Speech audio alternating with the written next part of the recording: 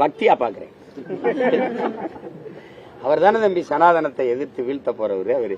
அவது புதுசு கிடையாது. ஐயா உட்கார்ந்து இருக்கும்போது, ஐயா கருணாநிதியா உட்கார்ந்து இருக்கும்போது, அவங்க குடும்பம் எல்லாம் நிற்கும் போது மொத்தமாவே ஐயர்கள்லாம் உட்கார்ந்து மந்திரம் சொன்னது, சமஸ்கிருத மந்திரம் சொன்னது. ஐயா ஸ்டாலின் அவர்களும் அம்மா துர்கா அவர்களும் நிற்கும் போது இவர்கள்லாம் சுத்தி மந்திரம் சொன்ன காணொலிகளே இருக்கு. அது அம்மாவே அவங்க பூஜையில தினம் சமஸ்கிருதத்துல மந்திரம் சொல்லுவோம்னு. எங்களுக்கு மந்திரம் தேவாரம், திருவாசகம், திருப்புகளை தாண்டி உங்களுக்கு தெரியும். உங்களுக்கு 12 திருமறைகளை தாண்டி எங்களுக்கு ஓதுறதுக்கு மந்திரம் வேணுமா? இல்ல, அதெல்லாம் ஒண்ணும் இல்ல. சொல்றதா வெளியில அப்படி சொல்லிக்கிறதா, அப்புறம் உள்ள அப்படி செஞ்சுக்கிறதா. நீங்க இந்த தேதியில இந்த நேரத்துல பதவி ஏற்கணும்னு பதவி ஏற்கிறவங்க கிட்ட போயிட்டு இதையெல்லாம் நீங்க பேசிட்டு இருந்தீங்கன்னா எப்படி? அவர் காலை கழுவி நீங்க தண்ணீரை தலையில தெளிச்சாதான் பதவி நீடிக்கும்னா குடங்குடமா கூட தண்ணியை தெளிச்சுக்கிட்டு இருப்பாங்க.